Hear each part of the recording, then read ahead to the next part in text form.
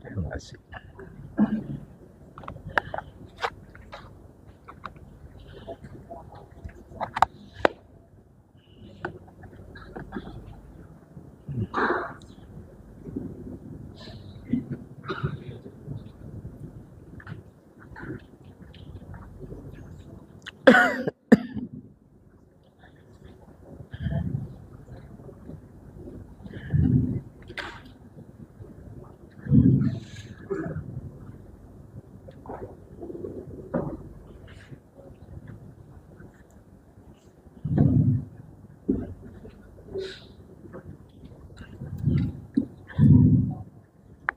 Assalamualaikum warahmatullahi wabarakatuh.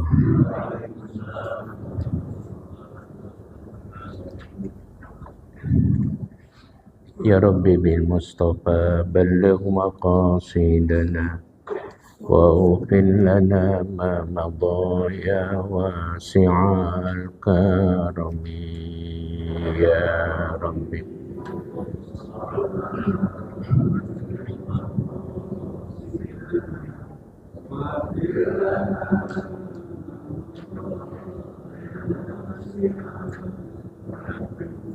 Wal habibul ladzi turja syafa'atuhu li kulli hawlin minal ahwali muhtahimi ya Rabbi.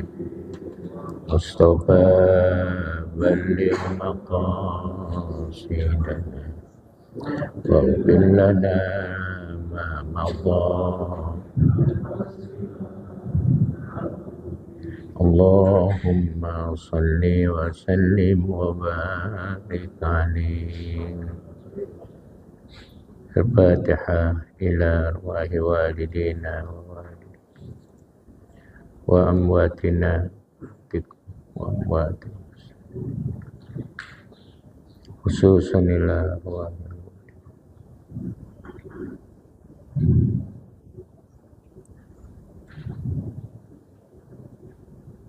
wa ila arwahi ahli komplek PLN Pulau Kambing Penjara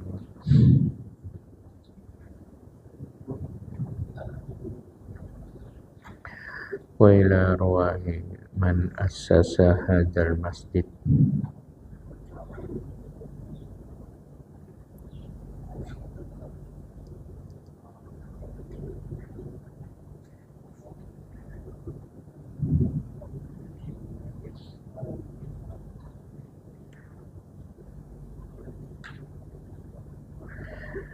wa jami ahli hadirin wa ila hadratin nabi. Al-Fatihah. A'udzu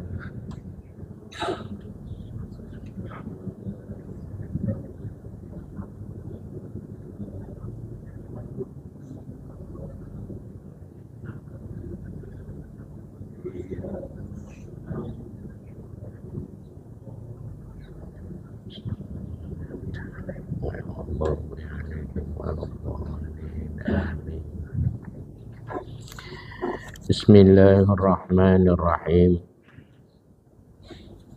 Alhamdulillahi rabbil alamin. Wassalatu wassalamu ala asyrafil anbiya wal mursalin wa ala alihi wa sahbihi ajma'in. Amma ba'd.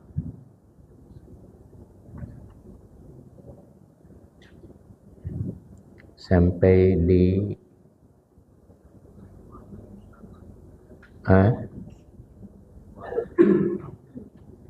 wa qala alaihi salamu, ya, wa qala alaihi salamu ma zala Jibrilu, ya, yusini bil jari hatta khashitu ayyuwarrisahu. Bersabda Nabi kita Muhammad sallallahu alaihi wasallam, malaikat Jibril senantiasa mengingatkan aku tentang tetangga. Jadi berkali-kali malaikat Jibril mengingatkan Nabi tentang masalah tetangga. Hatta khasyitu, sehingga sampai aku menjadi khawatir ayyuwarrisahu, bahwa tetangga itu akan mendapatkan warisan. Dari saking seringnya malaikat Jibril berpesan kepada Nabi tentang masalah tetangga. Ya kayak kemarin, barang siapa yang beriman kepada Allah dan hari akhir, hendaknya dia menghormati, menghargai tetangga. Jadi selalu diingat-ingat.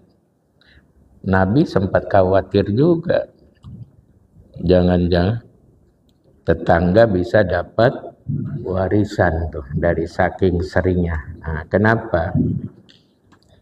Karena tetangga kita sekali lagi adalah keluarga terdekat kita. Walaupun kita punya saudara, kalau tinggalnya di Bekasi Timur, kita tinggalnya di Klender, ya secara nasab iya, yang di Bekasi Timur adalah saudara kita. Tapi justru tetangga yang di sebelah rumah kita juga itu yang terdekat juga saudara kita. Nah, tapi kalau saudara dekat rumah, ya saudara, ya tetangga. Misalnya kakak adik, sepupu, begitu ya. Wala tatimmu silatul arhami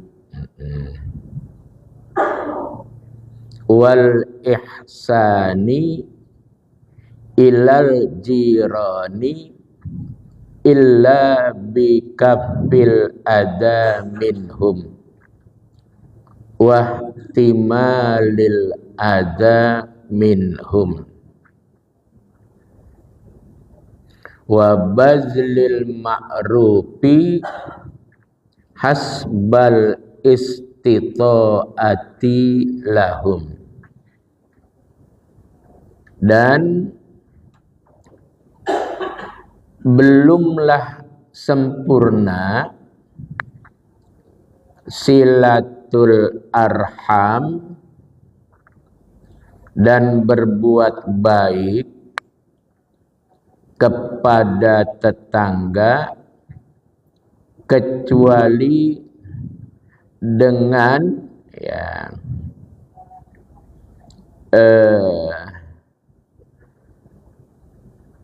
menolak ya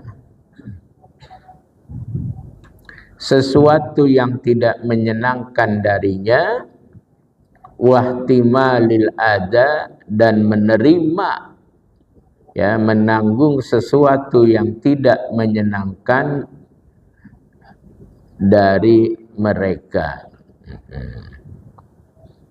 Wa badlil ma'rufi, dan memberikan sesuatu yang baik, hasbal istita'ati lahum, sesuai dengan kadar kemampuan. Jadi kalau ada tetangga nyakitin kita, ya, membuat kita tersakiti, ya udah berupaya untuk menahan. Dulu ada orang, ya, seorang ulama dikerjain sama tetangganya. Orang itu dipanggil, ya, Tuan Syekh, datang ke rumah saya ada keperluan sama Tuan Syekh. Kemudian orang tersebut datang ke rumah orang anak muda tadi. Ketika datang, Tuan Syekh, maaf, saya udah nggak perlu lagi. Oh ya sudah. Sambil tersenyum, dia meninggalkan rumah anak muda tadi. Nanti belakangan begitu lagi. Dia datang, udah datang, maaf saya udah nggak perlu lagi. Ya, sambil tersenyum, dia meninggalkan tempat itu. Terus sampai beberapa kali anak muda itu bilang, Tuan Syekh, kenapa Anda tidak marah kepada saya dengan perlakuan saya kepada Tuan Syekh dan ucapan-ucapan saya? Saya suruh datang, tetapi sampai rumah saya batalkan, dan itu berkali-kali. Kata Tuan Syekh, saya sedang mengamalkan perintah Allah dan Rasulnya. Lalu dia bacakan hadis, man kana yu'minu billahi wal yaumil akhiri fal yukrim jarahu. Barang siapa yang beriman kepada Allah dan beriman kepada hari akhirat, maka hendaklah dia hormati tetangganya. Meskipun tadi tetangganya nyakitin dia itu. Ya.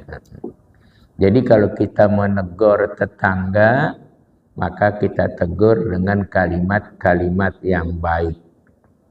Kadang-kadang tetangga nggak punya pikiran, nyetel musik sekenceng-kencengnya, padahal ada tetangga di sebelahnya yang lagi sakit gigi.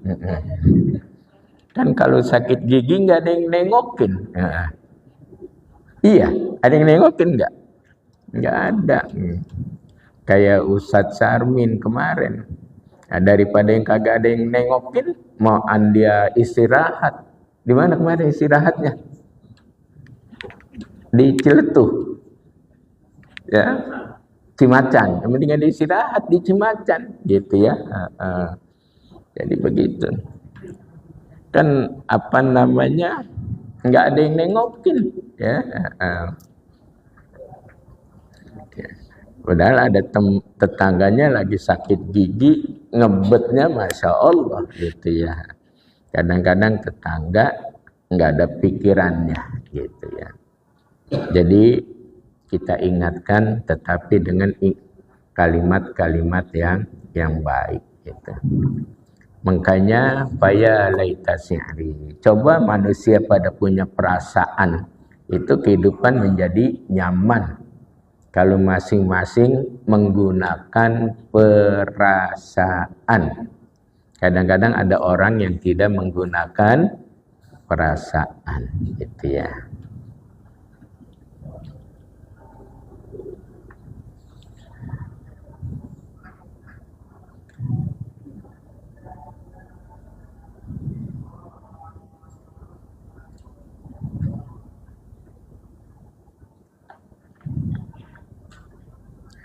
Dan berbuat baik, ya, kepada tetangga sesuai dengan kemampuannya. Jadi kalau dia masak sesuatu yang aromanya kiranya bisa tercium kepada tetangga, ibu bapak lagi mengolah sesuatu, yaitu tetangganya dibawain, ya. Tapi dengan kadar sesuai dengan kemampuan, ya. Ada yang cah kangkung, tumis kangkung, ya silakan bawa. Tumis kangkung enak nggak? Enak. Apalagi kalau ditimpalin pakai udang lobster. Yang enak udangnya apa kangkungnya? Udangnya. Gitu ya.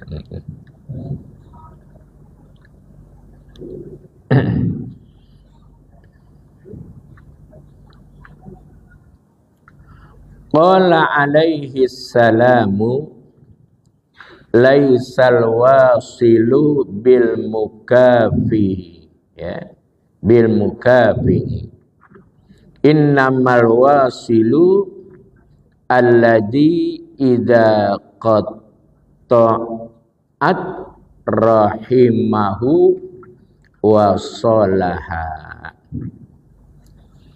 Bukanlah yang dianggap menghubungkan silaturahim itu dengan saling membalas. Sesungguhnya yang namanya silaturahim itu adalah bila terputus, hendaknya dia hubungkan kembali tali silaturahim. Memang sudah menjadi tugas kita, kalau orang berbuat baik, maka kita juga berbuat baik. Ya, kalau orang datang ke rumah kita, suatu masa pun kita juga datang ke rumah orang tersebut. Tapi kalau saling berkunjung, misalnya si A datang ke rumah kita, lalu kita datang ke rumah dia sebagai bentuk balasan, itu masih belum termasuk kategori silaturahim. Kalau itu memang bagian daripada tugas kita sebagai makhluk sosial. Tetapi yang masuk dalam kategori bagian daripada silaturahim, kita punya saudara. Punya saudara itu adanya jauh. Barangkali ekonominya kurang bagus. Kita datang ke rumahnya, ya, ke rumah saudara kita. Nah, itu namanya menjalin silaturahim. Walaupun awal-awalnya dengan WA dulu. Kita bilang suatu masa mau ke rumah gitu, ntar lihat situasi. Besok dah hari Jumat, libur Isra Mi'raj kan panjang tuh. Jumat, Sabtu, Minggu datang dah gitu. Misal gitu ya. Itu baru silaturahim, karena ada orang yang kadangkala merasa dia tidak pede, minder karena saudaranya itu lagi naik daun, ya, kemudian rezekinya lagi bagus. Nah, itu tugas kita adalah tetap menjalin silaturahim.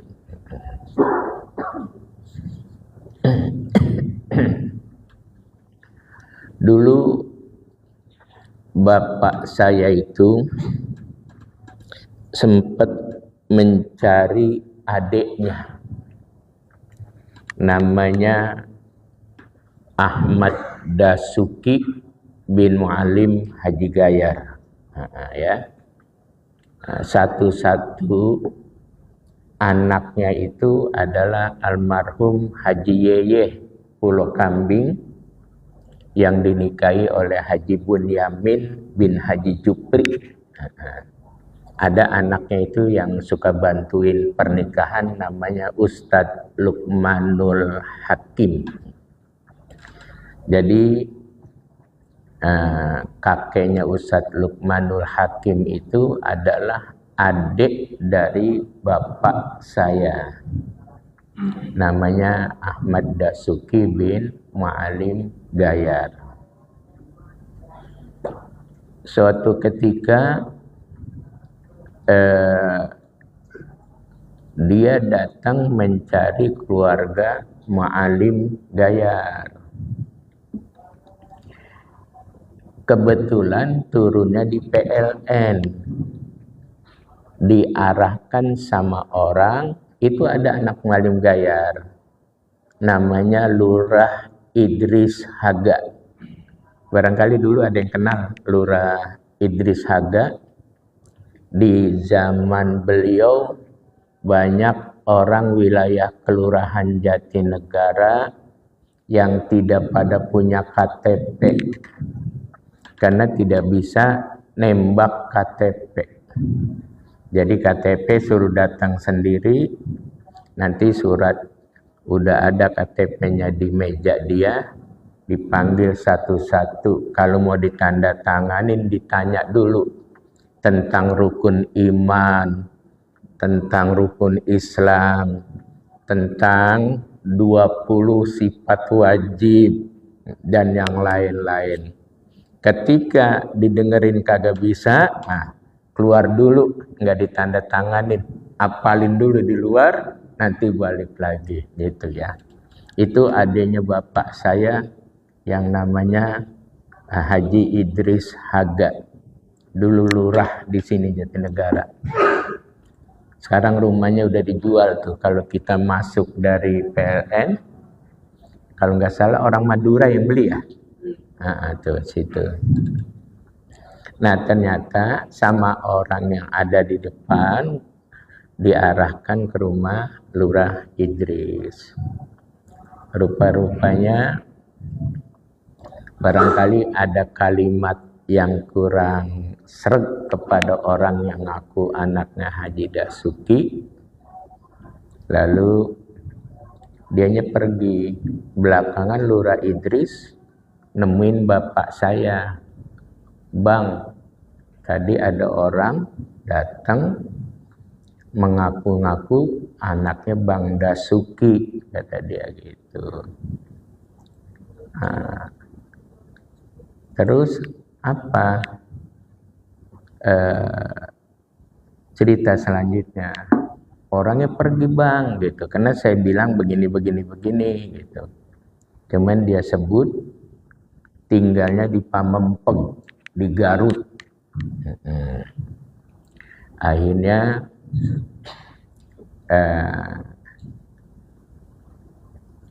berita itu juga sampai kepada Kiai Mursidi Al-Falah.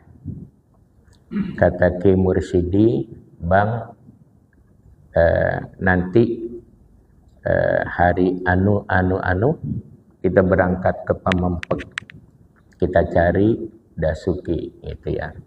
Karena istrinya Kiai Mursidi Al-Falah itu kan adiknya bapak saya, namanya Hajjah Asia binti Mu'alim Haji Gayar. Nah, dia kebetulan waktu itu ada sebagai anggota DPR, banyak punya fasilitas digunakan. Jadi pergilah dia supir bapak saya sama Ki Mursidi cari itu. Dicari berhari-hari ya sudah nggak ketemu karena alamatnya nggak jelas, di Pamempeg doang, Pamempeg Garut. Nggak tahu juga kalau dia di sono udah ganti nama. Ya. Nah, satu-satunya anaknya Cing Dasuki itu namanya Haji Yeye, yang dinikahi oleh Haji Bunyamin, adiknya Bapak Haji Hamzah. Nah itu diantara anaknya adalah Ustadz Lukmanul Hakim yang suka membantu urusan-urusan pernikahan. Jadi begitu saudara sekalian, dicari terus. Nah, karena ceritanya nggak lengkap, sehingga sampai bapak saya tidak ada, sampai Kiai Mursyidi tidak ada, nah, tetap putus ya gitu.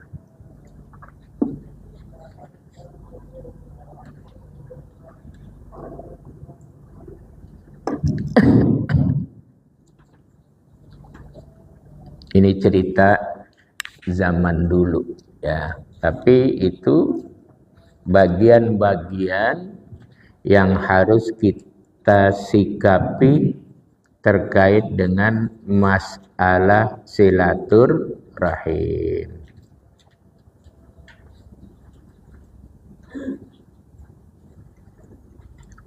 Wa qala alaihi salatu wassalamu wattinu anfusakum ala an tuhsinu idza ahsanan nasa wala tusi'u idza asa'u.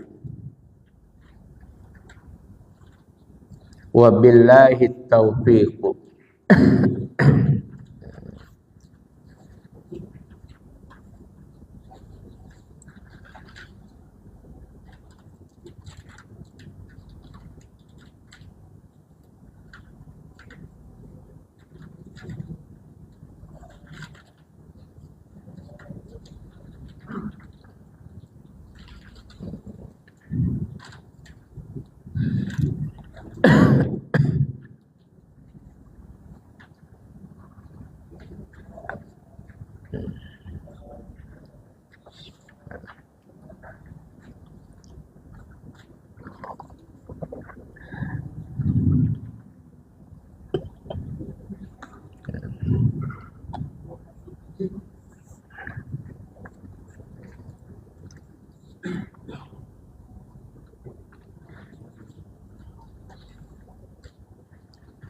Wa qala alaihi salam, bersabda Nabi kita Muhammad sallallahu alaihi wasallam,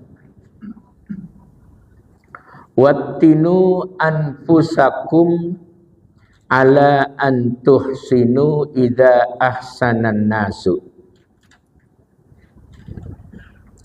Tempatkanlah dirimu ya, untuk berbuat baik kepada orang lain idza ahsanan nasu, bila orang tersebut berbuat baik kepada kita ya. Jadi kalau ada orang berbuat baik kepada kita, kita harus memposisikan diri menjadi manusia yang berbuat baik kepada orang itu. Yang tadi saya katakan,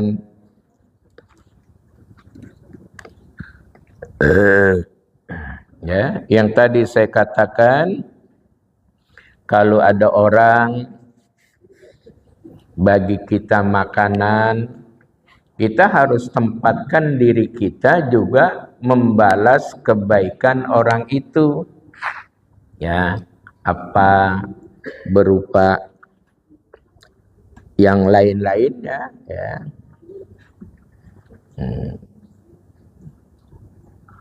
Nah, itu memang keharusan bagi seorang hamba Allah.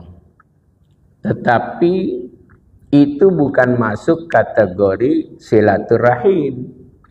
Yang tadi adalah maksud dari silaturahim. Kalau ada orang yang memutuskan hubungan, maka kita datang, kita hubungkan kembali tali silaturahim.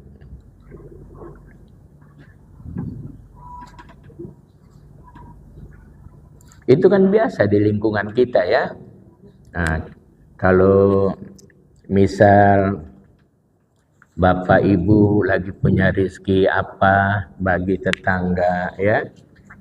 Bapak Ibu misalnya jalan-jalan ke satu tempat, ingat tetangga juga itu ya. Nah, saya kalau pergi haji atau umroh itu jamaah saya suka kepikiran, ya Allah tetangga pada baik-baik banget Ustadz sama kita gitu. Nah, nggak bisa dibeliin semua karena kopernya terbatas ya. Sekarang nggak boleh bawa tas-tas tambahan kayak zaman dulu. Jadi kargo kan mahal Ustadz. Gampang, beliin aja di Tanah Abang, nah, ya beli saja jilbab kodian kan ada di sana. Yang mirip-mirip kayak di sini, kan itu juga produk-produk Cina. Atau beli juga yang rada mahalan jilbab Turki, beli sekian kodi. Kalau yang bapak-bapaknya beliin sejadah sekian kodi, itu kagak pusing, nanti taruh di rumah. Nah, kalau yang kita bawa dari Saudi itu buat keluarga dekat. Nah, tetangga nanti baginya bilangnya jangan oleh-oleh dari Mekah.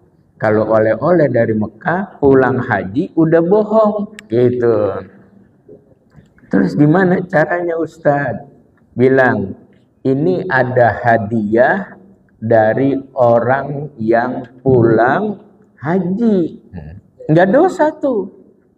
Ada hadiah dari orang yang pulang haji. Masalah yang menerima itu pikirannya dari Mekah atau dari Madinah itu urusan dia. Kita tidak berdusta gitu. Karena kalau kita pulang umroh, pulang haji, ini ada oleh-oleh dari Mekah, itu udah bohong. Pulang haji udah bohong, dusta. Jadi keluarin pulang haji dari lemari, dan nanti kirimin datu tetangga dan siapa yang berkunjung, ini ada hadiah orang pulang haji gitu. Saya kalau hari pertama, hari Senin saya pulang haji, itu yang ngaji di rumah saya berlipat itu. Makanya saya bilang sama istri saya, beliin aja apa kek, nanti pulang hari Senin pertama kita pulang, bagi-bagiin itu. Jangan bilang oleh-oleh dari Mekah, bilangnya hadiah gitu ya. Enggak dusta gitu ya.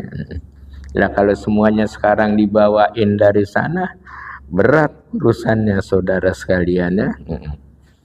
Sekarang timbangan itu mahal ya. Kasihan. Dikonversi kepada real jadi mahal gitu ya.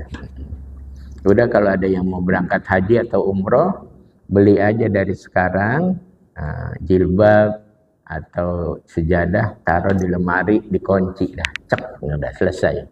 Nah, nanti pulang dibagi. Ini bukan ngajarin bohong ini ya.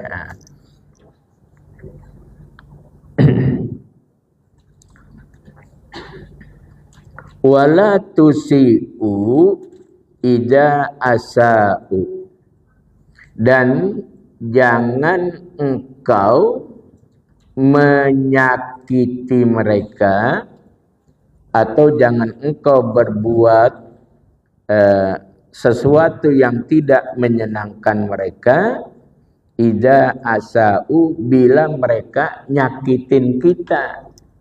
Jadi kalau ada tetangga, ada siapapun yang nyakitin kita, nggak usah dibalas, nyakitin lagi. Ya udah, jangan dibalas, biarinin saja, biarkan saja. Karena apa?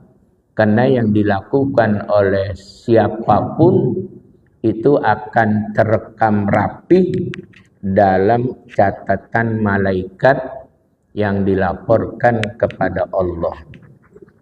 Ada laporan harian, pagi dan sore. Yang kata hadis, yata'aqabuna malaikatum bil laili wa malaikatum bin nahar. Ya, akan saling bergantian tugas malaikat siang dan malaikat malam. Jadi dijelaskan bahwa malaikat malam itu berakhir pada saat subuh. Kalau udah subuh, malaikat malam memberi catatan, gimana si fulan? Waktu saya lapor berganti dengan malaikat siang, si fulan belum bangun untuk sholat subuh. Padahal orang-orang yang lain sudah pada balik dari masjid. Si fulan masih tidur. Ya, itu malaikat pagi itu lapor kepada Allah untuk berganti dengan malaikat siang. Nanti malaikat siang itu akan melaporkan lagi nanti ba'da asar untuk tugas malaikat sore. Jadi ada shift, ya. Yata'aqabuna malaikatum bil laili wa malaikatum bin nahar. Jadi ada shift pergantian tugas antara malaikat malam dengan malaikat siang. Nanti sore laporan lagi ba'da asar, apakah si fulan, siapa yang belum ini? Oh, yang ini masih belum sholat asar, masih keasikan nonton TV. Nah, udah catatannya ada itu. Si fulan gimana? Nah, ini laporannya sholat subuhnya jam 8. Ya, kadang sholat subuhnya jam 7. Jadi dia mengamandemen waktu sholat subuh. Padahal sholat subuh dari mulai terbit fajar shodiq berakhir pada saat terbit matahari. Dia ternyata jam 9 orang-orang sembahyang duha, dia sembahyang subuh. Itu mengamandemen waktu subuh. Tapi kalau ketiduran itu namanya ada illat, ya.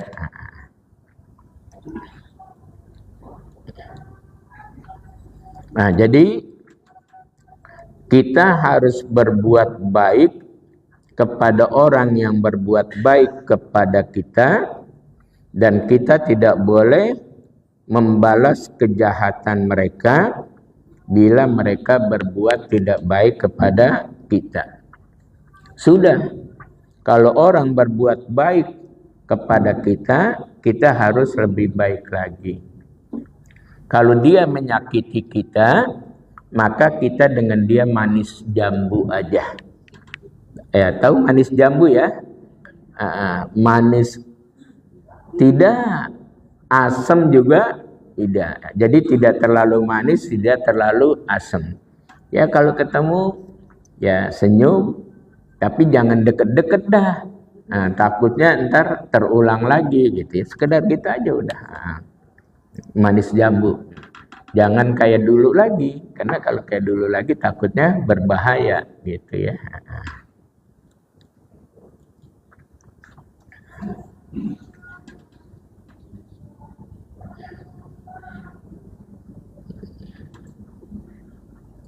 Wabillahi taufiq, ya. Dan Allah lah zat yang memberikan taufik untuk kita semua.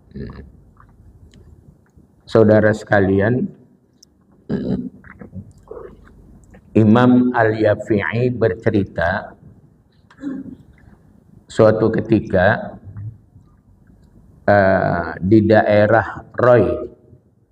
Roy itu sekarang masuk wilayah Iran. Itu dulu ada qadi yang sangat kaya sekali. Kemudian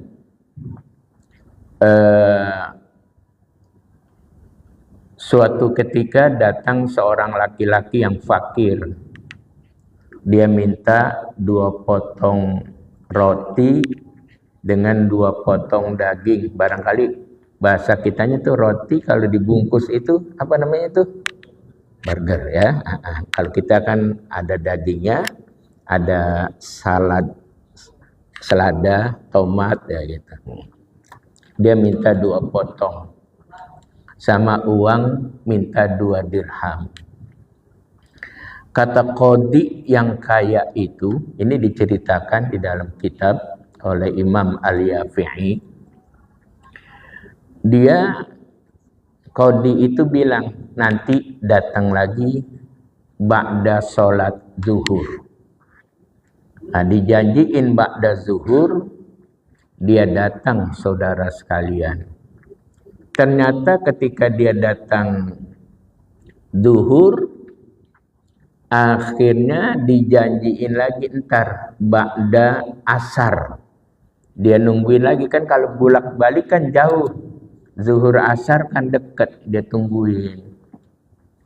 Setelah waktu asar tiba, orang itu tidak memberikan lagi, dijanjiin lagi, bahkan ditinggal. Nah, akhirnya orang itu dalam kitab dikatakan meninggalkan lokasi itu munkasirul qalbi, dengan hati yang hancur. Ya, kenapa? Karena anak istrinya Zu'iyalin sedang menunggu ayahnya atau suaminya yang sedang mencari bantuan untuk makan. Dia sedang jalan, tiba-tiba dia lihat ada orang Nasrani lagi duduk di depan rumahnya. Lalu dia bilang, Tuan, demi kemuliaan hari ini, tolong bagi saya roti, daging, dan uang 2 dirham. Jadi dia minta 2 potong roti, 2 potong daging, dan uang 2 dirham. Lalu memang apa kemuliaan hari ini? Ini adalah kemuliaan hari Asyura. Ya. Apa itu hari Asyura? Dia ceritakan, hari Asyura itu adalah hari yang istimewa di sisi Allah, dengan Allah bebaskan, Allah terima permohonan ampun Nabi Adam alaihissalam. Allah selamatkan kapal Nabi Nuh dan mendarat di Bukit Judi. Kemudian Allah keluarkan ya Nabi Yunus dari perut ikan. Allah selamatkan Nabi Yusuf dari penjara. Allah selamatkan Nabi Ibrahim dari pembakaran Raja Namrud.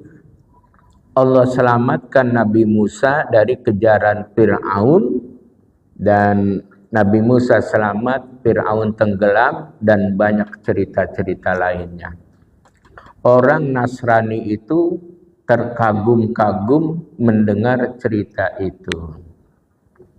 Akhirnya dia tanya, apa kebutuhanmu? Disebutkan, saya perlu 2 potong roti, 2 potong daging, sama uang 2 dirham.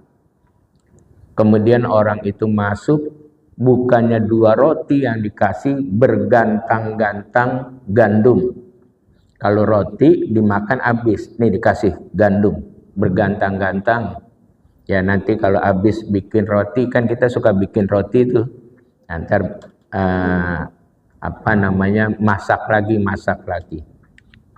Lalu dikasih berpotong-potong daging sama uang, kalau nggak salah sampai 200 dirham. Ini demi kemuliaan hari Asyura. Ini buat kamu dan keluarga kamu. Gitu. Nanti kalau butuh lagi, datang lagi kemari. Saya begitu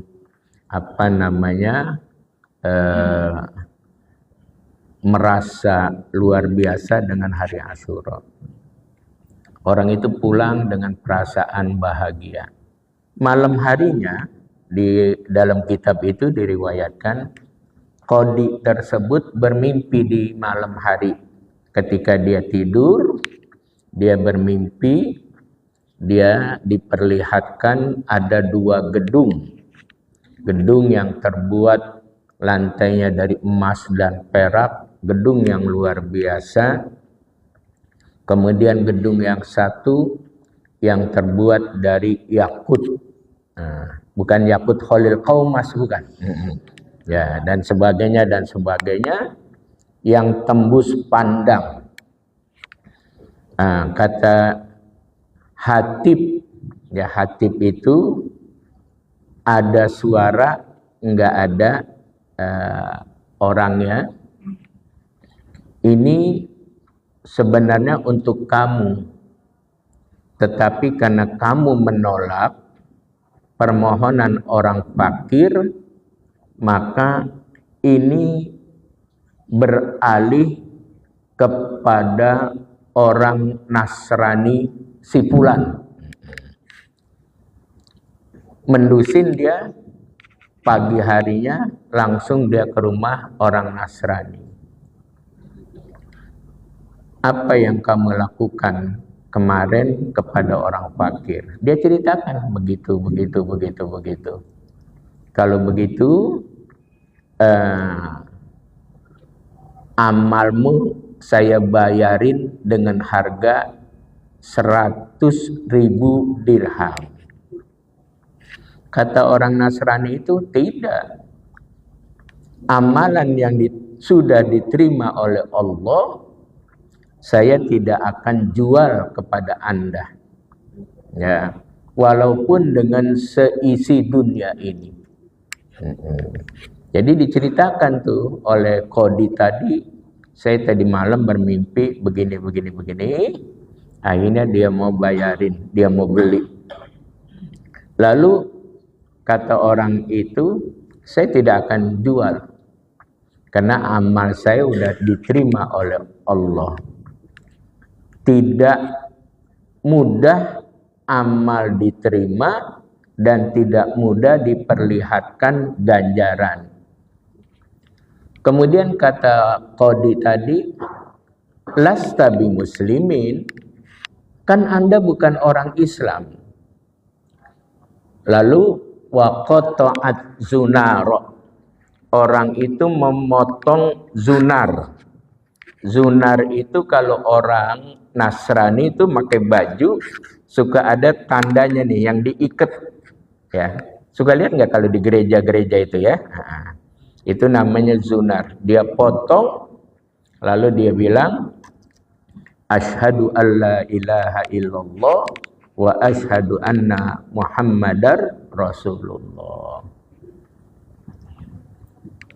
Dia bersyahadat masuk Islam. Itulah wabillahi taufiqu.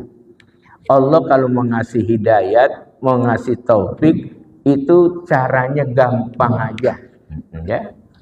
Jadi karena dia mengagungkan hari Asyura, lalu dia sedekah dengan tidak pakai hitung-hitungan, beda dengan Qadi yang tadi ada di daerah yang namanya Roy.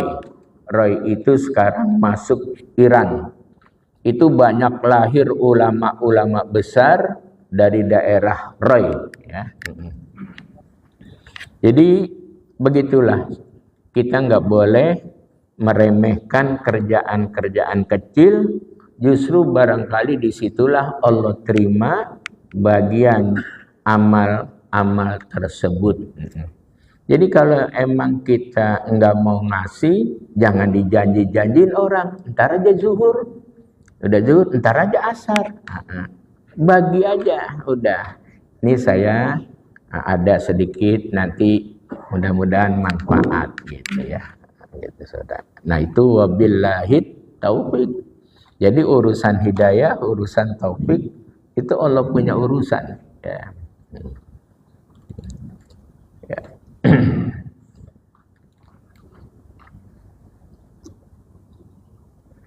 Udah isyraq belum?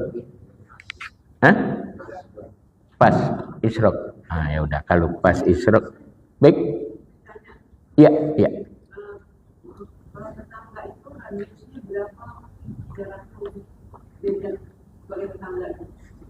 Ada pendapat itu al-aqrab fal-aqrab. Ada prioritas tetangga yang paling dekat, terus setelah itu sebelah dianya,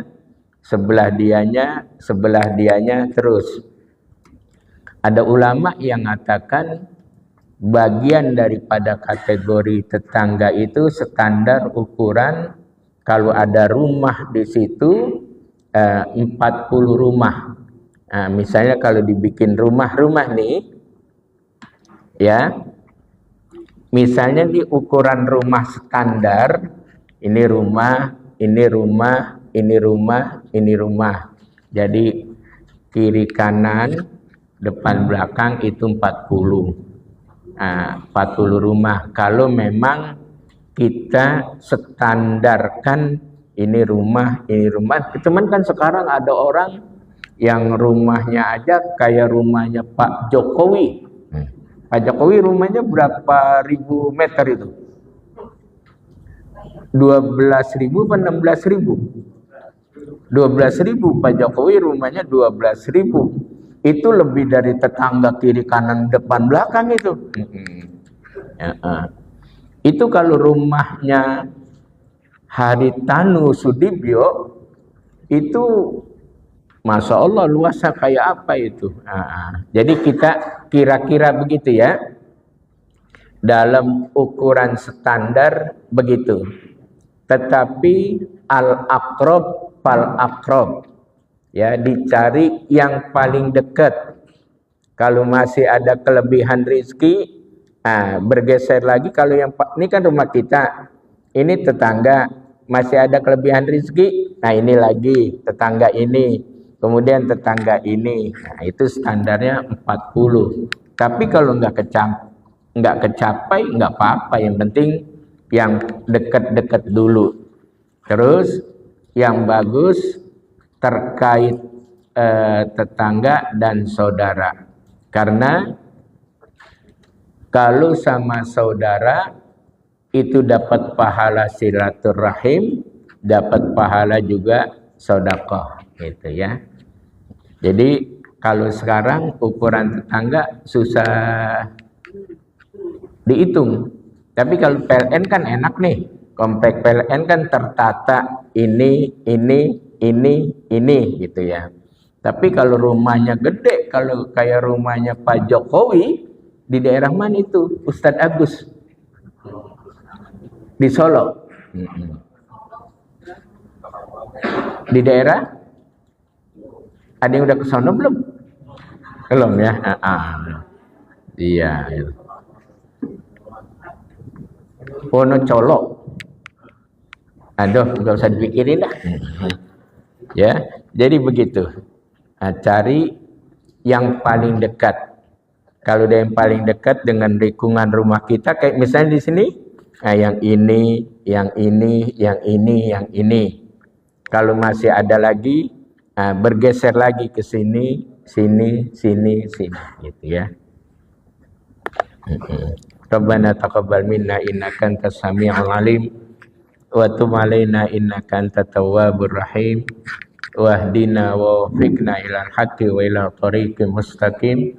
Rabbana atina fid dunya hasanah wa fil akhirati hasanah wa qina adzabannar.